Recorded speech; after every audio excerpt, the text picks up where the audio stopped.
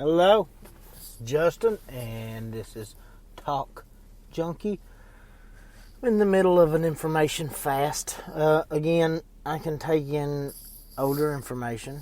I can take in information that's given to me by other people. I have a friend who has very graciously mentioned some news things that I may not have heard about, that maybe Marilyn Manson had removed a rib, things of that nature, things circus 1998. And then I've had people like mention stuff like there was a big cool explosion apparently. Maybe Beirut. I don't know yet. I was told that 16 states will be done voting by September the 29th due to mail-in ballots, but September something, but the first debates won't be till after that. And I don't know if for sure there's been a VP pick for one of the options. That sounds kind of like a setup, but it is what it is. And I've been looking a lot into political corruption in what time I've been away. From it's just been a couple days. It's not like it's been a month. But it's harder than you think to avoid it. It's like I can see it. I went and sat with my mama yesterday. She's she's not doing great, but I went and sat with her, and the news was on, and I got her occupied, and she's hard to understand. She's lost her ability to speak as good, and she's hard to understand. But I know she likes to have her feet rubbed, so it's like, you want your feet rubbed, and she has really bad knees and ankles and stuff, and she wanted her feet rubbed. So that gave me a chance to turn my back to the TV. I had the TV turned down, so I didn't actually watch it.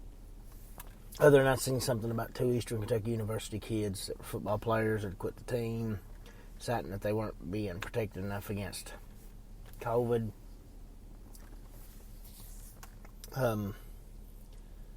I still hear tons of conversation from people. Even though I'm not involved in it, especially the stuff about TikTok. I'm really ignorant to TikTok to begin with. I see dangers in TikTok because I think it's mindless. But I think it's like anything else. It's just depending on how addicted the person using it is. If they're not addicted, then it's not dangerous. I know my son likes to make them. I know my wife's obsessed with watching them. I know my daughter makes them and watch them, but I don't have TikTok. I don't find the majority of it funny. I think my son makes some funny ones here and there. Except for every time he makes a really funny one, he deletes it later and changes his whole approach, to what he's doing. He's got to have a method. He's got to have a gimmick. I can appreciate that. So I see stuff coming in, I don't listen to radio, so that's not an issue. I do listen to podcasts, and I'm a couple behind on certain ones here, and there's definitely going to be discussion. And I don't know what to do about that, because I'm going to be honest with you. Only one or two of my podcasts I'd have to worry about hearing something on there. Oh, excuse me. But I don't know. I've stayed away from this thus far, but I may go, because again, I'm not taking in mainstream media or social media, and that was kind of the thing. A lot of messages still, you get stuff from family members and stuff like that. That's a little out there. Emails. You guys are still sending emails asking me to talk about certain things that I can't really talk about. One of those things would be, how we're doing voting and voter fraud and things of that nature in this current election. And I don't, all I know is what I've heard so far, and if what I've heard so far is true, I don't believe it's going to be a legitimate election regardless. But I mean, I don't know. We will definitely look at that down the road. I would point out, though, more importantly, I don't believe it's going to be a legitimate election, period, because I don't believe we legitimately get the right to choose. But that's beside the point. That doesn't matter. I've done this numerous times. I don't watch the news anyway, and leaving social media is not a big thing to me. Not actively searching out news stories and what's news for that day, that's a little different. And that's kind of where I've had the trouble with it. Because, I want to be informed, and I think there's a certain, I think there's a certain value to being informed, and, I'm not, and I don't have the opportunity to do so. That's not a good feeling. Like, you feel like you're being left out. You feel like you're missing out on something to a certain degree, and I don't know why. But something I noticed, the last time I was off social media, well, time before last, whatever it was, like 6 months, and it gives you a different perspective. And I was thinking about this, and you ever watch children play, and you see them get upset and act irrationally and behave immaturely, and you see their interaction, and you realize their interaction is a lack of knowing how to interact, and what happens between them is a lack of understanding a lot of different things, understanding who they are, understanding who the other children are, understanding where their little society is in that time and place and having context in that, understanding how to behave and interact with one another, understanding how to have conversations, understanding how to listen, understanding how to be accepting, understanding how to be giving, and not just taking all the time. It's a lot of little intricacies of social interaction that these kids don't understand because they just simply don't have the time in that social interaction.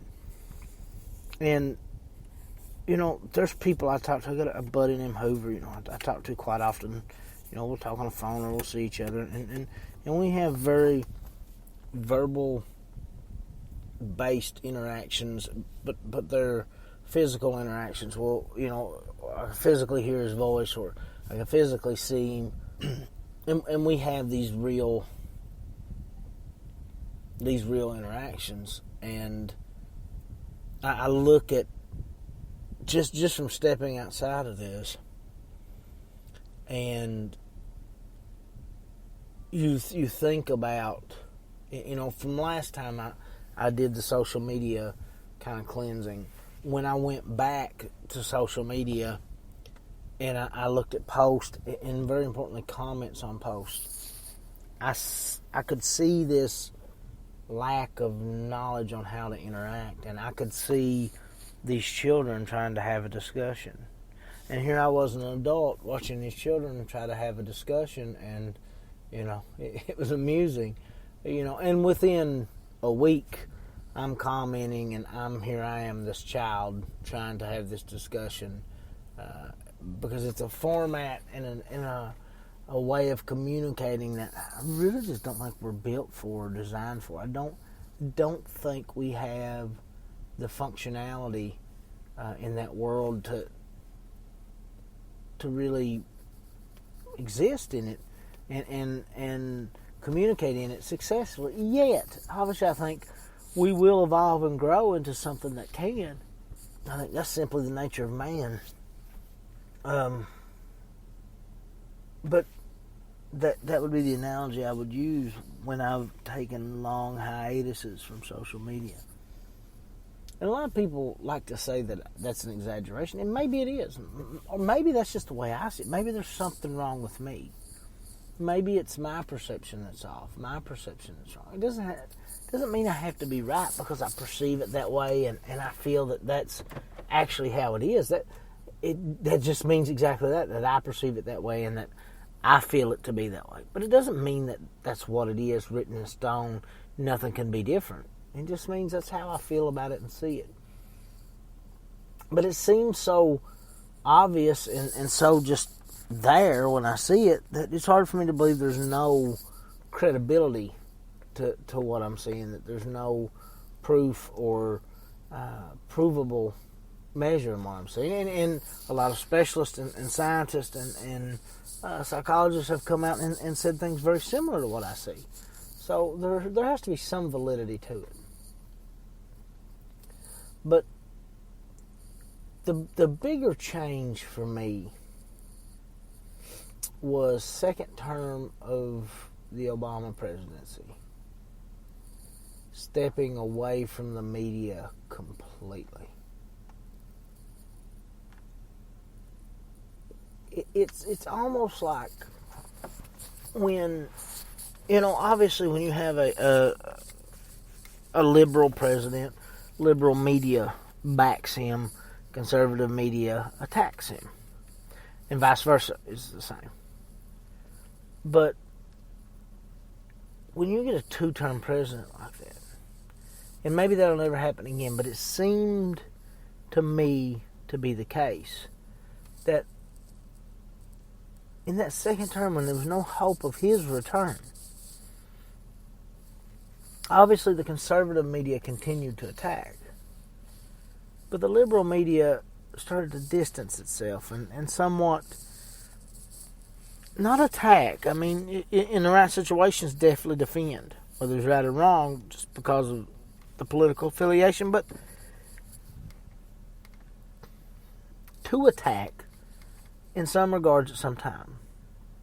And I found that odd, and that's not why I quit. I quit for just a multitude of reasons. Just I didn't see anything in the media that was real. I didn't see anything in the news that was real. I saw a lot of conversation and discussion that was being, actually a lot of opinion giving and a lot of party line towing and a lot of brainwashing being disguised as discussion and conversation. And I saw very little factual information or good conversation being had. And I went for a long time to where, and again, I'm not saying that this is a good thing or bad, because I don't know. And, to pretend like I do is arrogant and ignorant at the same time. I don't know this. All I know is how it made me feel. And I went for a very, very long time to where my wife, who's somebody that's not huge into news and definitely not politics or anything like that, would ask me about things that just everybody knew about. And I had no clue. No clue. I mean, literal ignorance. I had no clue whatsoever. And I almost took a sense of pride. I did take a sense of pride in wanting not knowing. Because it was proof that I wasn't letting myself be influenced by outside sources. I'm ignorant to everything going on in the world, and and the things that are affecting me, possibly. But hey, I'm not giving in. But I would hear people discussing, especially politics, policies, and what comes down to a different version of fanatical beliefs. There's a quote in a Jason Isbell song, "Brothers on a church kick seems like another kind of dope sick." I feel that way a lot about politics. It's a different addiction. It's a different coping mechanism for some people, and a different justification for who and what they are. But being isolated from that and taken away from that, and watching people have these discussions it was not like the child analogy. It was like watching two people who spoke a completely different language than yourself have a discussion about something you didn't know anything about. But you could tell immediately, one, that they disagreed, and two, that each of them were very indoctrinated and very passionate and very devoted to whatever thing they were arguing on the behalf of. And you could see, obviously you can see and feel and understand all of the human emotion, and you can see what they're putting into it. You just couldn't understand what the conversation was about. And you don't realize when you get involved in an argument or involved in something, and you have, I have read the articles, but I have, no matter how good the articles are, no matter how factual they are, no matter how information-based and non-opinionative they are, no matter how much they've been fact-checked, how I sound like those same people and look like and react like those same people when discussing those things with that type of person. On the other hand, if you sit down and discuss something with someone you completely disagree with, but they've taken the same approach of, let me be well informed. If you change that situation and you're the onlooker, and here's these two people who speak a completely different language, and they're discussing something that they don't agree on, but you can't tell. All you can tell is, one, they're having a discussion. Two, and importantly, they're listening to each other. And three, that it's undeterminable for you if they are agreeing, disagreeing. It's just, it's a different process. And that's why I put such a high value on people I'm able to have that process with. I have people that I vastly disagree with, that I can have some of the best discussions. They challenge me. Sometimes they change my mind. And don't get me wrong, I have people that I love just as much, people that I like just as much, that I just can't have a discussion with. They're so indoctrinated that if I'm wrong, cool, they're right. If I'm right, they're right. And I have preconceived beliefs that to me there's never been any if you look at me and you say, okay, let me explain something to you. This is why I'm going to vote for Trump. I'm going to vote for Trump because the economy and things like that. I don't know. And anything I tell you doesn't change your mind that voting for Trump's a bad idea. It's hard for me to have that discussion for you. If you look at me and you say, I'm going to vote for Biden. He has dementia, but he's the lesser of two evils. And nothing I can tell you changes your mind. I'm not going to discuss that with you. If I can talk to you and you say, I support Biden or I support Trump, and I can say, I support a third party, and I think that both these parties, and we can have an open discussion to where you can give me sensible, real reasoning why you're voting for that person, then I can accept that. And if I can give you why I feel the way I feel and you can accept it, then we can have conversation. And at the end of it, you can still vote for whichever puppet you want to vote for, and I can vote for whichever puppet I want to vote for, and we still can come to middle ground. Then that's a conversation. But if you ask me why I want to vote third party and I go to be an anarchist or stick it to this or because I'm a libertarian, that's not an answer. I've got to at least be able to articulate some type of answer. And you don't personally have to agree with it. I just got to be able to articulate it. It has to be a real reason. For me, the establishment of a third and even on the road a fourth party is extremely, extremely important. And to continually say, well, you're wasting your vote, that stops people from voting third party. And it's not a waste of a vote. It's trying to establish that. I feel that more important than presidents are term limits. Term limits and how we let money into elections. Those two things are the end-all, be-all of fixing our system. And then after that is a third party. I think maybe they might possibly be equal, because maybe a third party is the only way to that. So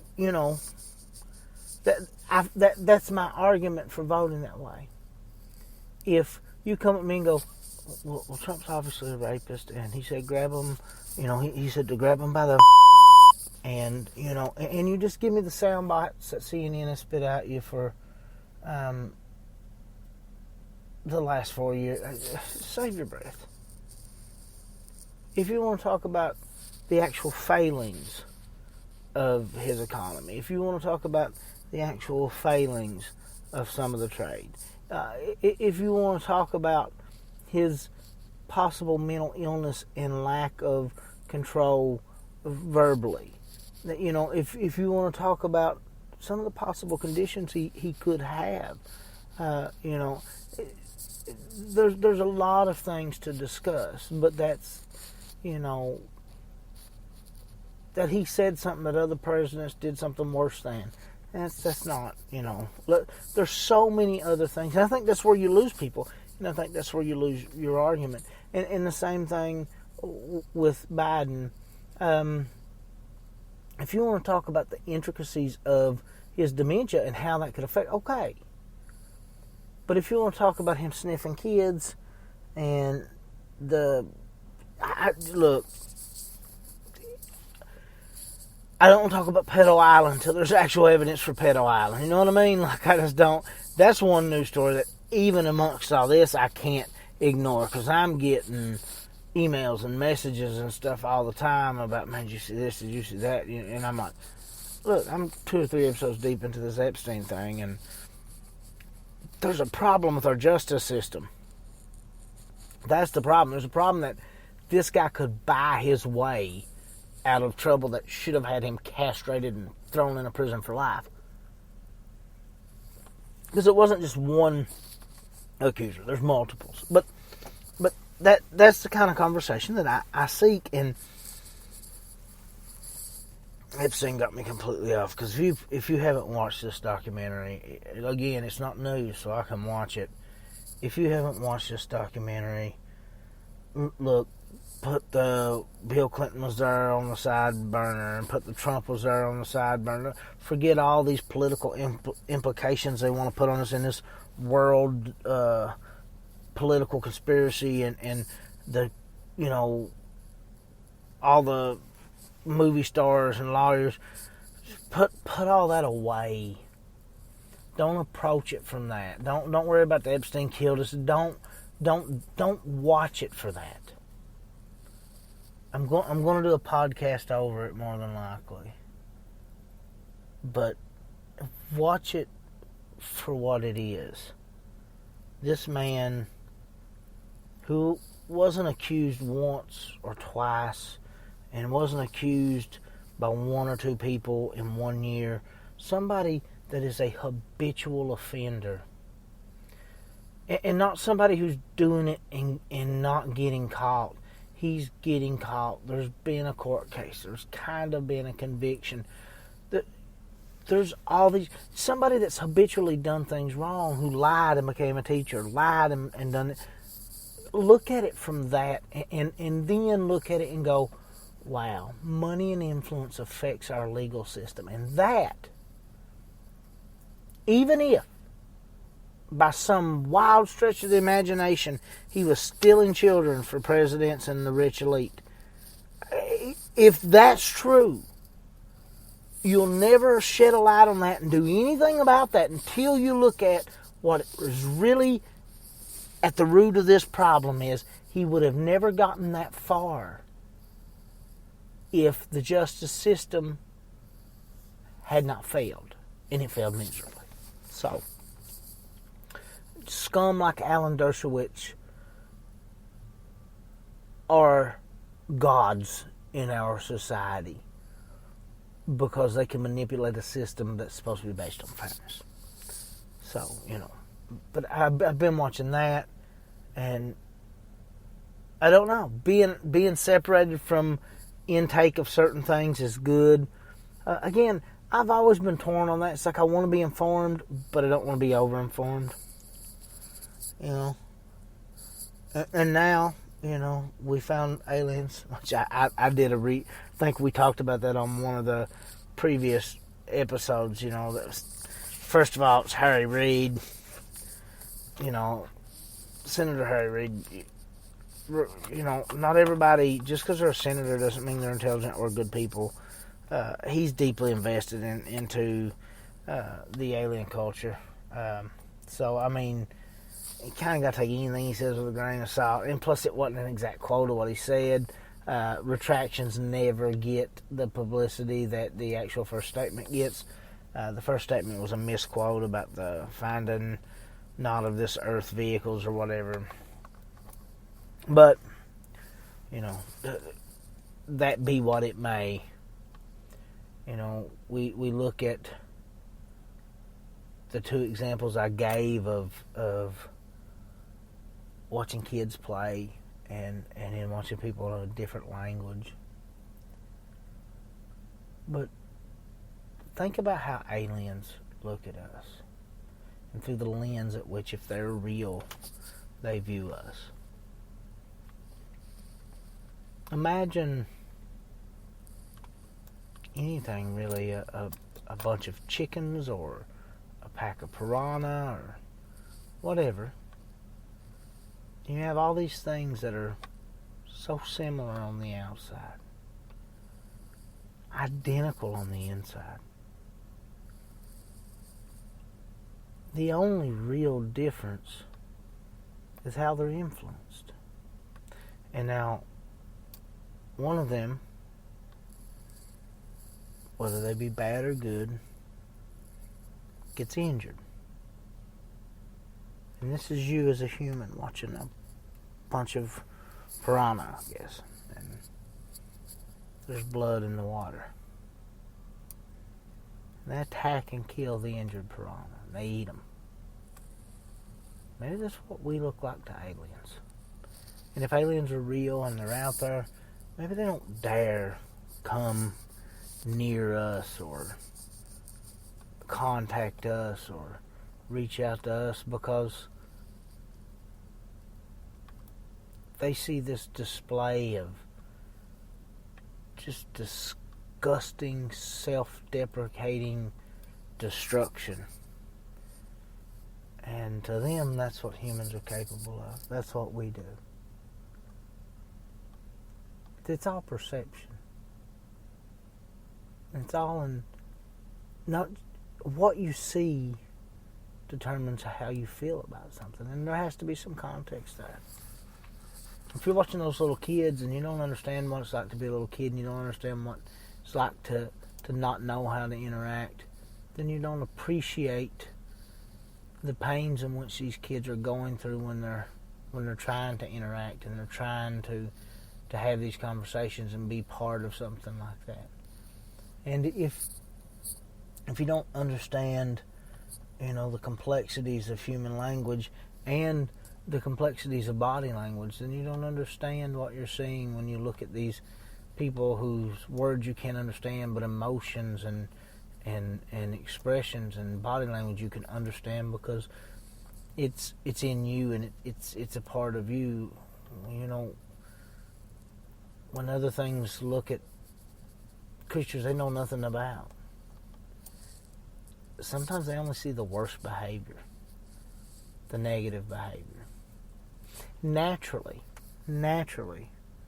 almost they emphasize the existence of that negative behavior because that negative behavior is what could impact you the most. And that's up to you to determine. That could be different. We don't know how aliens act. Maybe the attacking and killing of the weak.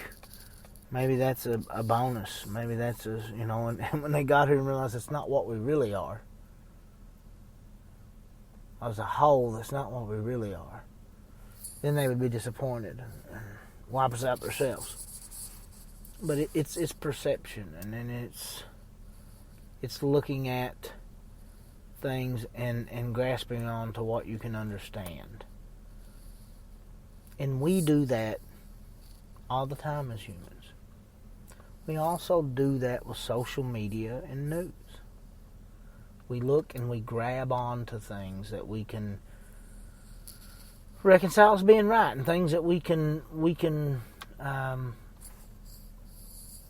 identify with and feel somewhat close with, and things that we can see in ourselves, or things that, again, we perceive as a negative, as a fear, and that'll perk up and get our attention. So sometimes those negatives and those fears are amplified well past good taste and common sense, just amplified to be something more than what they really are, so that they get our attention a little bit more. And that's often how news works.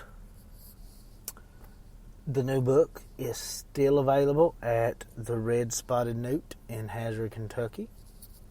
Get it there first, period. That's where I want you to get it from.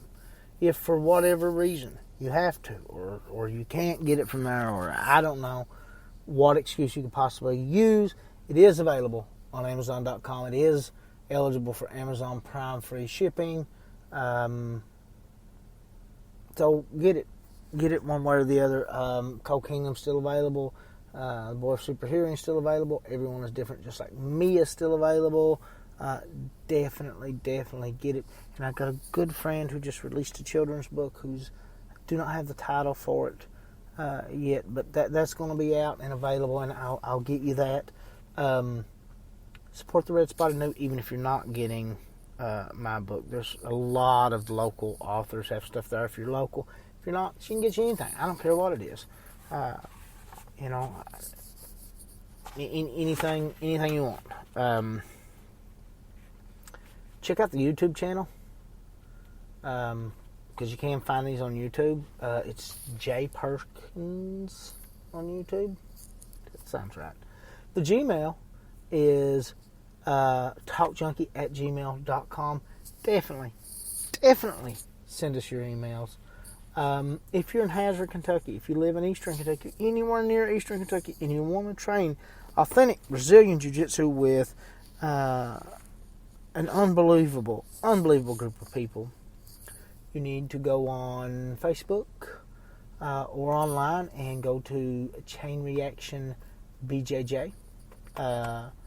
Wonderful people, excellent people, great to deal with. I can't say enough about the quality of the people, and the quality of the training is top notch as well. They're really good people, and they're really worth checking out. They really are. Give you a little something from the book, something to dwell on, especially between now and November. I've released this one poem a bunch of different places, and I'll probably use it a bunch of different times. I may have used it on here. I know I did, back of a rough copy of it. But I want to read it again because I like it. It's not even as much a poem as it is just a statement. It's called The Lesser. There is no lesser of two evils. Both are evil. You just find a way to justify the one that leaves a better taste in your mouth. Administering value based on the personal impact of unfair decisions is to be an accessory to that decision. You are not your party's beliefs. You are not your party's platform. You are a voluntary supporter of your party's candidate and his actions. You can choose to not be. It is purely a matter of choice. Some say no action is the best action. But I always say act in your own way, not with the suggestion of the masses. I would even say electing a fool with no party affiliation is better than electing one of the big two. Now, do not worry about electing this outsider because he is a fool. You have been electing party-affiliated fools for decades now. The statement is often made by the people that we need more than two options. The only thing standing in the way of that is the people. We are the only ones that can create or prevent new parties being formed. We have been fooled by a left so left and a right so right that they meet on both sides. A circular hypocrisy fueled by fear and voting for the lesser evil over and over again. Don't suck, don't die, and be good to people. Jesus.